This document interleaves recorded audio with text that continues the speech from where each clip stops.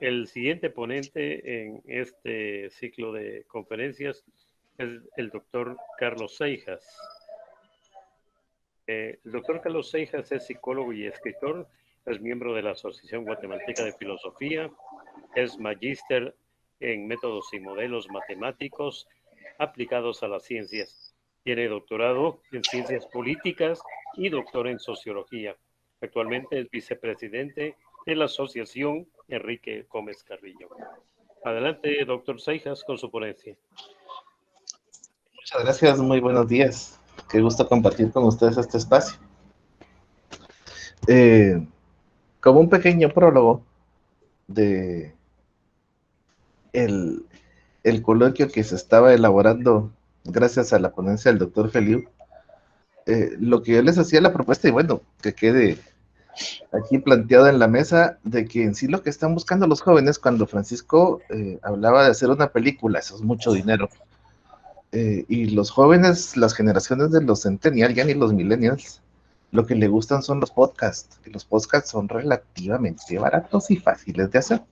Y por ejemplo, todos estos temas que estamos tratando y los muchísimos temas que se pueden abordar de Enrique, dan para una innumerable cantidad de podcasts, ¿verdad? De hablar con cada uno, digamos que podamos invitar a cada uno de los aquí presentes a dialogar en un podcast sobre el trabajo de investigación que hacen sobre Enrique, y nos daría un buen espacio que no solo escucharían aquí, sino en muchas partes, y que permitiría hacer un poco más dinámica el difundir la obra de Enrique. Y bueno, con ese pequeño prólogo y una pequeña herejía también, que yo siempre he considerado a Enrique un guatemalteco que habla poco de Guatemala, porque en sí él es un ciudadano del mundo, ¿verdad? Él al salir de acá, pues obviamente cuenta su historia, pero su referente es el mundo entero. Entonces, decir que es de Guatemala es muy egoísta. Enrique es del mundo. Y creo que ese es su gran aporte a la literatura. Y en este caso, tal como decía el doctor Bonu, entre más se traduzca, imagínense su obra del Japón, traducida a japonés, ¿cuántos la leerían? Seguramente que muchísimos más. Solo con que la traduzcan al inglés, esa obra se difundiría más allá de cualquier frontera, por la facilidad que este idioma tiene para su promoción. Y sin más, gran parte de lo que voy a compartirles hoy ya se ha tratado, sobre todo la doctora Bauzá habló ayer de este libro de Almas y Cerebros, que lo tocó para hablar del libro de las mujeres, que me parece curioso porque yo a Enrique lo empecé a trabajar precisamente por su libro de las mujeres, porque a mí me gusta mucho analizar y profundizar la poesía femenina, y tengo varios trabajos al respecto. Entonces, empecé por los libros de las mujeres, llegué al libro de la moda, que me parece fabuloso, fabuloso la visión tan futurista que tenía él de abrir escuelas de moda, cosa que pues, en el país de aquel entonces no existían, hoy en día abundan. Aquí no hay, aquí cuando digo Guatemala. Y él ya pensaba en precisamente todo ese campo que se debía aprovechar desde la perspectiva del cuerpo, del erotismo, de la sexualización, y sobre todo, que ese es el punto de mi ponencia, la reconceptualización del deseo. Eh, yo tengo un defecto de formación, que soy lacaniano, o sea, la rama psicoanalista de Jacques Lacan, que es muy cercana al arte, más que la freudiana. O sea, obvio, como mismo Lacan decía, Lacan se consideraba freudiano. Freud es la base, y Freud es contemporáneo a Enrique. Y en este siglo XIX había toda una ebullición hacia el mundo oscuro, el mundo profundo, y pocos se atrevieron a tocarlo de esa forma, tal cual como decía la doctora Osa, el decadentismo de Enrique es algo así como el decadentismo de Freud, ¿no? Cuando Freud empieza a hablar de la sexualidad de los niños, y la gente dice, ¿cómo? ¿Verdad? Y hasta la apedrearon cuando empezó a hablar de eso, y no digamos la definición que él tenía de niño, por ahí la pueden buscar, es así, si no me creen. Él decía enanos perversos polimorfos, daría un poquito para explicar por qué les llamaba así, pero es porque básicamente son adultos chiquitos con sus mismos deseos y pasiones, pero que aún no saben en qué se van a convertir, pues son polimorfos y son perversos porque todavía no tienen ley, todavía no se les ha aplicado la construcción del gran otro dentro de la sociedad. Entonces, y por ejemplo, todos conocemos a algún niño que ha apretado mucho un pollito y dice, a veces murió. No es que el niño sea un asesino, es que todavía no sabe exactamente de qué se trata eso de la fuerza, de que se tiene que respetar la vida. Es un proceso que lleva muchos años y que obviamente va a depender de la cultura y de la construcción. Bueno, pues Enrique llega a una Europa donde hay, más allá de este maquillaje, por ejemplo, un caso que siempre pongo muy paradigmático dentro de la música es Strauss, los Strauss en Austria, ¿no? En su Viena, con esos valses y Europa está en guerra. Debajo de esos valses preciosos y maquilladores de la crisis política, cultural que tiene Europa, subyace todo un mundo que Gómez Carrillo sí nos cuenta.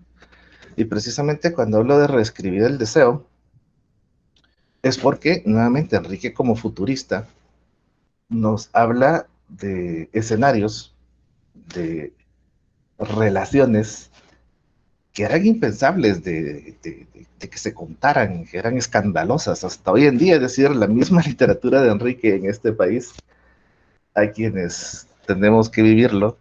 Sabemos, por ejemplo, que el Congreso va a pasar una ley que es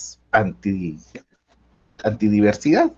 De hecho, hicieron una reforma en la Constitución para definir que exactamente el matrimonio solo puede ser entre hombre y mujer, por aquello de que a alguien se le ocurriera meter algo diferente. O sea, ni siquiera alguien había pensado en modificar eso y los mismos del Congreso, o no digamos la reciente cortina humo del presidente Yamatei de su ley para que las iglesias laven dinero. No se llama así, pero eso es.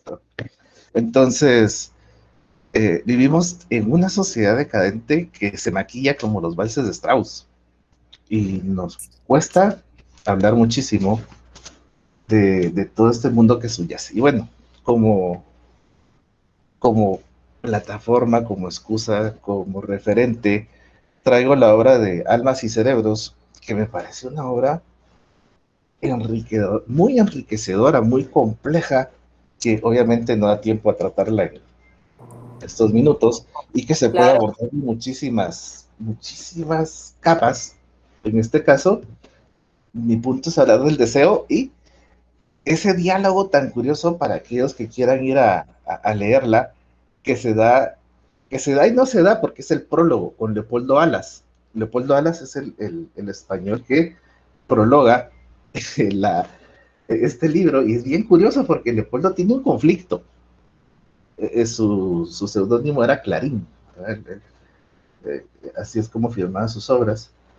Y pues Leopoldo tenía un gran conflicto porque leía lo de Enrique y decía, pero es que Enrique como español, como así que como español, pero bueno, él le critica mucho de que él había olvidado sus raíces españolas y uno dice, pues qué raíces españolas, ¿no? Y que se decanta por ciertos personajes oscuros, pero que escribe bien y que él tiene una amistad aunque nunca se ha conocido. Vemos al hombre heteronormado del siglo XIX, digamos, al que podría representar estos valses de Strauss, todos bonitos, todos rítmicos, enfrentándose a un Stravinsky. No sé si en música más o menos les hace el referente, donde viene la dodecafonía de El pájaro de fuego, por ejemplo, que les cuenta unos ritmos, unos bailes, les presenta unas escenas que él dice, no, pues sí está bien contado y la escritura es maravillosa, pero ¿por qué con esa escritura que tiene no escribe algo como más español, más decente, ¿no? Menos decadente es la palabra que él usa. Entonces, es muy simpático ese prólogo y que Enrique lo haya dejado, porque nos muestra precisamente esa iconografía de la, bueno, en este caso por alas de la España de finales del siglo XIX, del bien decir, versus lo que estaba pasando en diversas eh, regiones, que Enrique lo va a tocar en una cantidad de temas que de veras, este libro Almas y Cerebros da para mucho. Entonces, el, el referente es simplemente agarrar el prólogo, que lo puse en el texto, igual.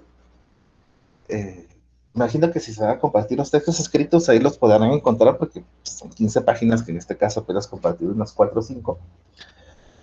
Pero para compartirles el prólogo, él lo divide en historias sentimentales, intimidades parisienses y las enfermedades de la sensación desde el punto de vista de la literatura. Ese último capítulo es una joya que creo que pocos escritores han logrado profundizar o acercarse de esa forma en una diversidad tan amplia. El punto es, en un solo texto, Enrique nos habla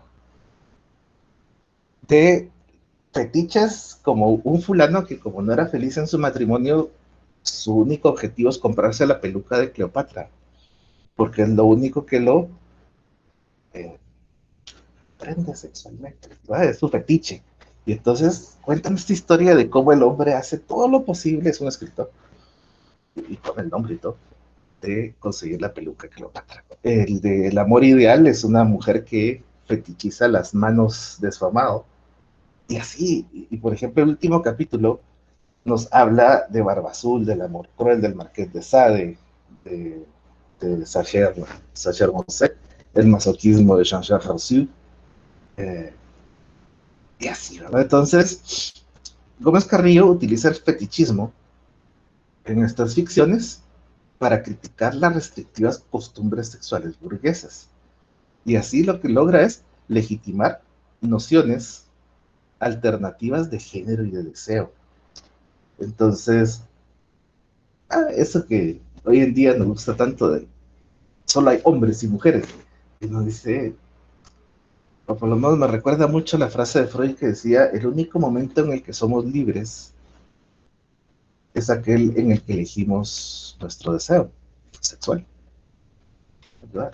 En cuanto a que es mentira eso de que solo puede haber hombres y mujeres y que solo entre ellos, es decir, en las, no sé, por el público tampoco, porque no sé si están los del instituto y son jóvenes, ¿verdad? Pero no se van a asustar mucho, pero digamos en todos los temas de las perversiones sexuales o de, en sí se llama parasexualismo, técnicamente en el DSM, pues hay gente que tiene sexo con moscas. ¿Cómo le hacen? No les voy a contar, pero existe, ¿verdad?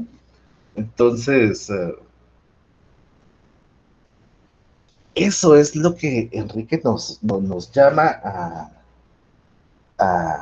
a plantearnos, que el ser humano es mucho más que esa imagen tan grecolatina que nos había dejado la literatura clásica, y precisamente su modernismo decadente nos habla de todo ese deseo que subyace en el ser humano. Entonces, es cierto, yo tendría ahí un pero de si, por ejemplo, alguien podría considerar a Enrique un promotor de los derechos actuales. El detalle está en que sí, él hacía como toda esta defensa de la diversidad, pero a la mujer él sí la termina convirtiendo en un maniquí, ¿verdad? O sea, tiene obras donde pues la mujer es simplemente el objeto de deseo masculino, porque así la fetichizaba él. Es un hombre de su época y no puede escapar a ello. Entonces, pero sí, en el resto, en mucho de su obra, lo que vamos a encontrar es este placer fetichista. A él le gusta mucho observar, recuerden que sus, qué feo decirlo, pero así lo habla él, ¿no? Sus mujeres, incluyendo las que están en su obra literaria, eh, mucho tiene que ver con mujeres vinculadas al mundo del arte. Y eso obviamente es fetichista y además es hedonista, porque no es que busca a las intelectuales, ¿verdad? Él habla de las poetas, que eso no les quita intelectuales, pero están en el mundo del arte. Es decir, no salen filósofas, no salen matemáticas, químicas. En su época estaba Marie Curie, pero pues, obviamente ni la volteé a ver.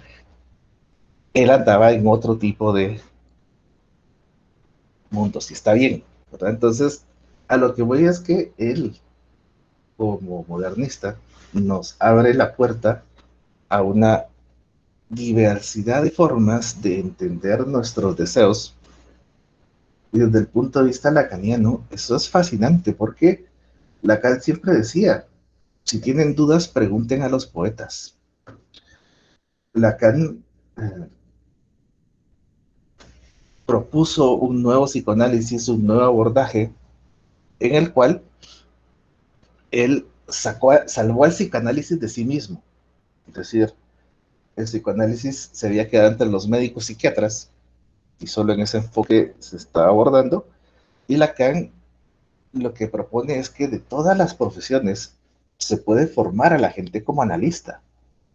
¿Por qué lo traigo a colación? Porque este ejercicio que hace Gómez Carrillo en sus novelas es más o menos el mismo que Lacan proponía a sus analizantes, porque el primer paso para poder convertirse en un analista, más que psicoanalista, es analizarse uno mismo, pero obvio en el proceso de, de terapia, digamos, en el diván.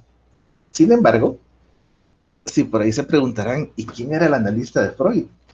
Era Fliss, su dentista. ¿Y cómo lo analizaba? Por medio de cartas. Freud le escribía todos los problemas, todas sus inquietudes, todas las dudas que él tenía de él mismo y de su trabajo a su dentista. Y el dentista le respondía, y con esa correspondencia funcionó una forma de análisis. Y de hecho Lacan esto lo trabaja en la obra de Joyce, porque Joyce tal cual se lo hubiera podido diagnosticar con psicosis. Si uno lee el Ulises, es una psicosis casi desencadenada, ¿no? Eh, ¿Por qué no se volvió loco? Porque escribía, decía él.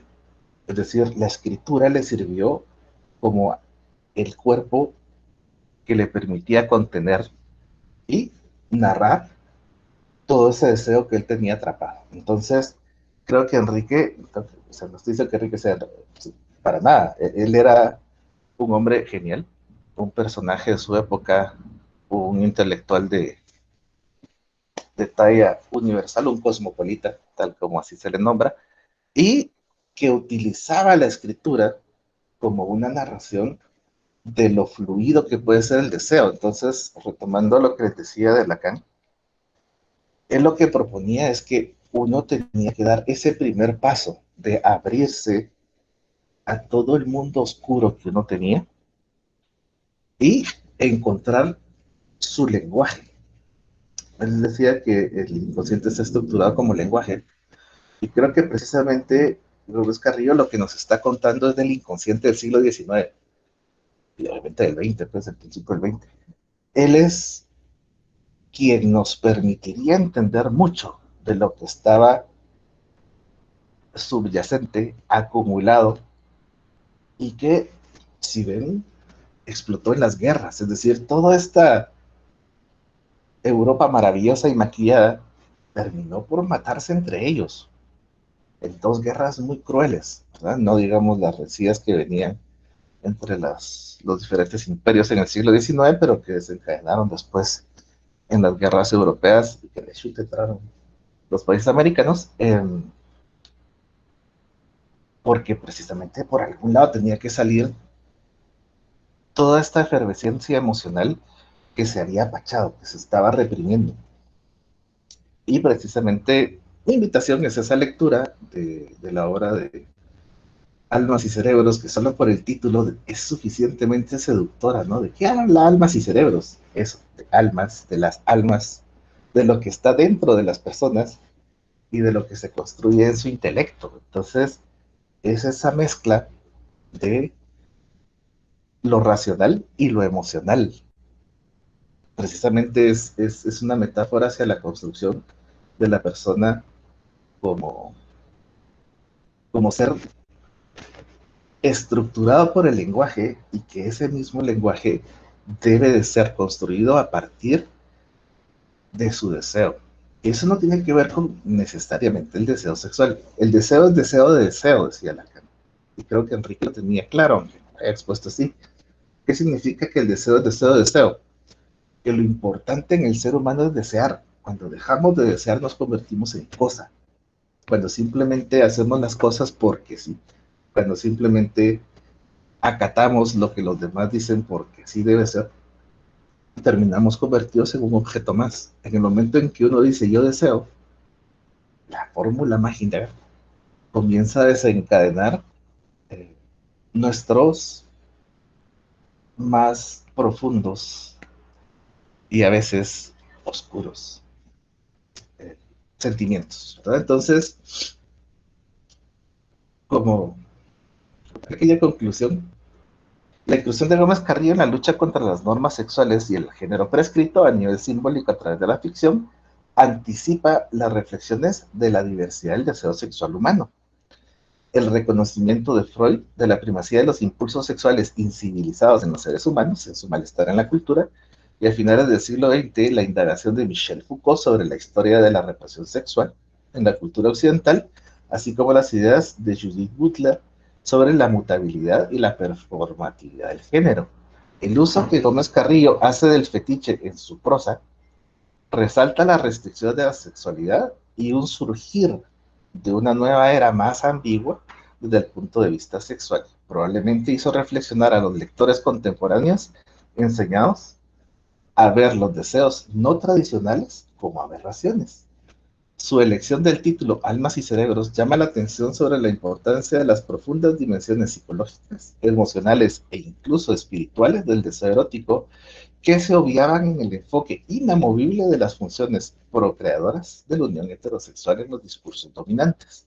La popularidad de Enrique Gómez Carrillo en la vida podría deberse en parte a su atractivo para estos mismos lectores, muchos de ellos mujeres, que veían en estos trozos de ficción representaciones alternativas del género y el deseo que contradecían las nociones alternativas y categorizadas, patologizadas de la sexualidad alternativa en la literatura científica de finales del siglo XIX y XX.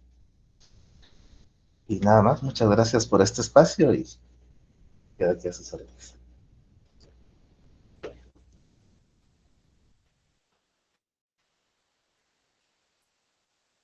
Gracias, doctor Carlos Seijas, por su participación y su ponencia. Parece que no hay preguntas. Ah, la doctora Nelly Mausá ha levantado la mano. Adelante, doctora.